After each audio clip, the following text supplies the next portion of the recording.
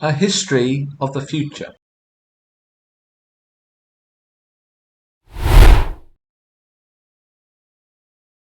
In about 1893, Jules Verne wrote a book predicting what Paris would be like in the 1960s. At the time, his publisher thought the book was far too gloomy, and so he refused to publish it, and it wasn't actually published until 1994. Now, I haven't read the book, but from what I've read about the book, I believe that Jules Verne's technological predictions were quite accurate. But I think he was probably more interested in the sociological predictions rather than the scientific, technological side of things. Humankind has always had a fascination with the future, either facing it with a sense of dread and doom, or with a sense of overwhelming enthusiasm and optimism. I think doom and gloom has largely dominated the science fiction world, and we just need to think about Orwell's 1984, for example, or Aldous Huxley's Brave New World, and all of the dystopian literature that abounds today as in the past. I've often thought it would be interesting for someone to write a history of the future, to write a history of the way that over time humankind has viewed the future. That's something beyond my capabilities, I think, but if there's anyone out there interested in doing it, I think it'd be a very fruitful area of research. And I think it would also shed light on the way in which we ourselves view our future at present. How accurate have people's predictions been in the past? And if not so very accurate, how accurate do we think our predictions are going to be? In 1966, the BBC interviewed a number of young children, I guess around the age of 12 or 13, and asked them what they thought the world would be like in the year 2000. And it's very interesting to have a look at what those young people had to say. In 1966, the year 2000 was 34 years away, and for us now it's 24 years in the past. Did they get it right? What were their concerns? Well, in the year 2000, I think I'll probably be the spaceship to the moon dictating robots to robots, or else I may be, I don't know, in charge of a robot court, judging some robots, or I may be at the funeral of a computer, or if something's gone wrong with their nuclear bombs, I may be sort of coming back from hunting in a cave. Alright, so either a world in which robots and computers are in charge, or a world in which we're destroyed by nuclear war. Well, I don't like the idea of sort of getting out and finding you've got a cabbage pill to eat for breakfast or something. Well, I think all these atomic bombs will be dropping around the place, and one will get near the centre because it will sort of make a huge, great big crater, and then the world will just melt, and the world will become one vast atomic explosion, and it will become like a supernova, stars. This is 1966, a couple of years before the Summer of Love and the whole hippie movement really got going.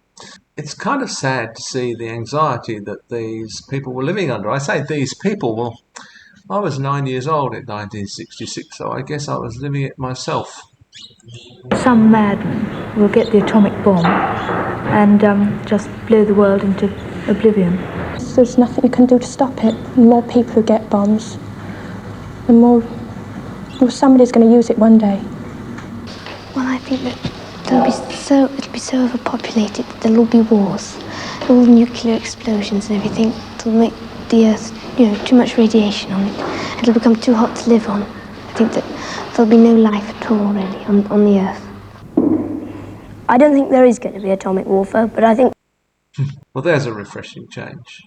there is going to be all this automation. People are going to be out of work and a great population. And I think something has to be done about it. If I wasn't a biologist, that's what I'd like to do something about the population problem. Try and sort of temper it somehow. I don't know how. I think it'll be very dull, and people would all be squashed together so much there won't be any fun or anything. And people will be rationed to the amount of things they can have. because if they had too many things, it would just squash their houses, and there just wouldn't be room for them. I think it'll be people will be regarded more as statistics than as actual people. Ring any bells? I don't think it's going to be so nice. I think sort of all machines everywhere, everyone doing everything for you. You know, you'll get all bored, and I don't think it'll be so nice. I can't remember feeling this way. Admittedly, I was only 9 years old at the time. I can't remember feeling this way about the future. Can you? Isn't it terrible to think that this is what they think the future will bring them in only 34 years' time, when they'd be, what, in their late 40s, 50 years old? I think it's going to be very boring. And everything will be the same. I mean, people will be the same and things will be the same. First of all, those computers are taking over now. Computers and automation. And in the year 2000, there just won't be enough jobs to go around, and the only jobs there will be for people with high HQ, high IQ, who can work computers and such things. And other people are just not going to have jobs. There just aren't going to be jobs for them to have. I expect they will set aside. I wonder where these people are now and what they're thinking. Parts of the country solely for recreation, and have large blocks of built-up areas. And I think these are going to be very ugly indeed, probably. Well, he's kind of not wrong, is he? No, I don't think I'll still be on Earth. I think I'll be under the sea. I think the population will have gone up so much that either everyone will be living in sort of big domes on the Sahara, or they'll be under the sea. There'll be so many people that they'll have to have an overflow into the sea.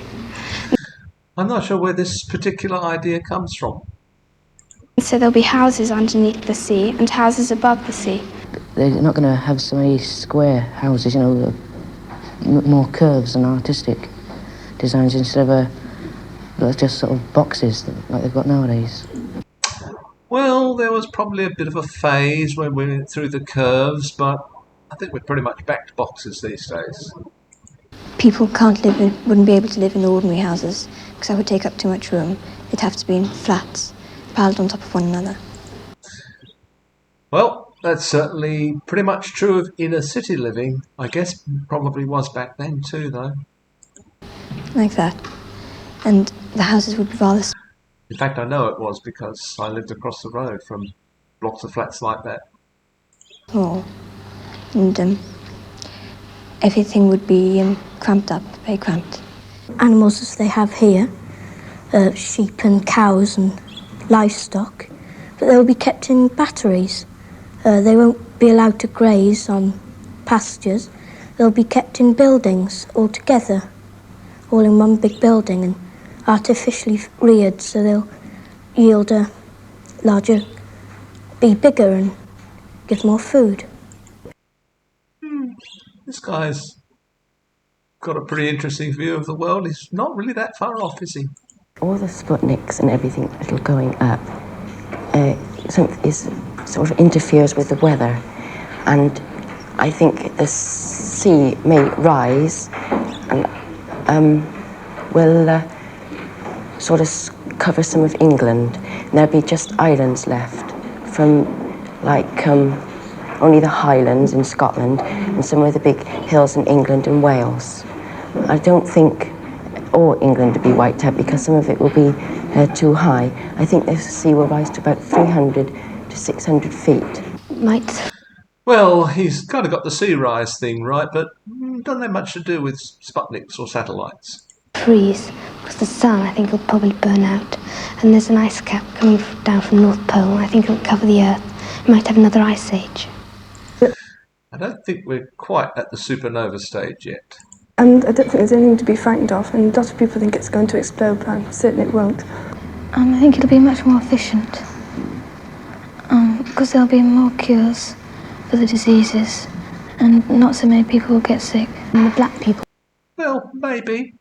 Somewhat. won't be sort of separate. Let's They'll just be go all back a mixed second. in with the white people. This is the first bit of what And she not said. so many people will get sick. And the black people, won't be sort of separate. They'd be all mixed in with the right people. And, you know, the poor people and rich people will become the same. Well, they will be poor and richer, but they won't sort of look down on each other. Kind of a nice thought, isn't it? I think maybe she's been watching Star Trek. I'm not looking forward to living in that year, about 50 years' time. I mean, Her arithmetic's not that good.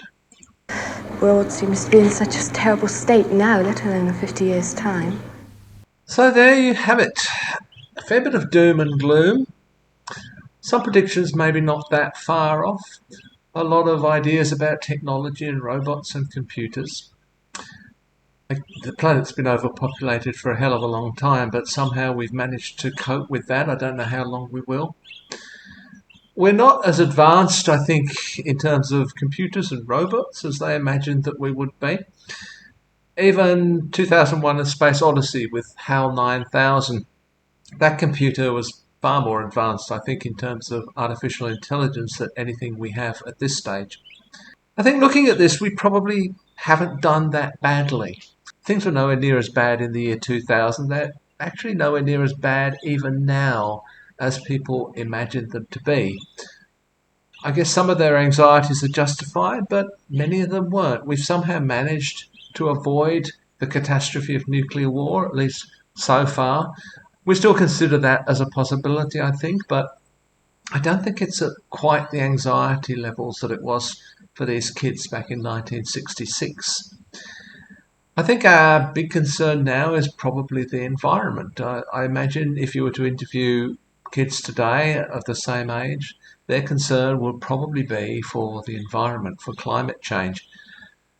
Are we being too gloomy about that?